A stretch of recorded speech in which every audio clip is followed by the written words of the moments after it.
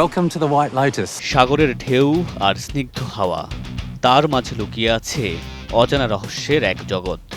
সেখানেই শুরু the white লোটাসের জাদুকরী গল্প।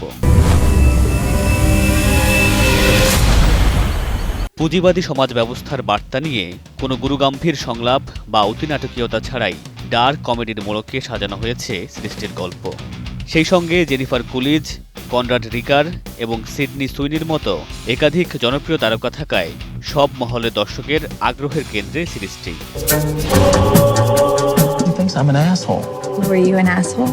2021 সালে প্রথম সিজন মুক্তির পর সারা দুনিয়ার তরুণরা এই সিরিজের গল্পে আর সংলাপে যেন বুঁদ হয়েছিল। এরপর 2022 সালে দ্বিতীয় সিজনেও প্রত্যাশা পূরণের পর শুরু হয় তৃতীয় সিজনের অপেক্ষা। They come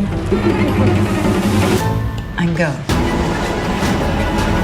অবশেষে 3 বছর অপেক্ষার পর সম্প্রতি মুক্তি পেয়েছে তৃতীয় সিজনের প্রথম পর্ব। বরাবরের মতোই এবারও দর্শক লুফে নিয়েছে সিরিজটি।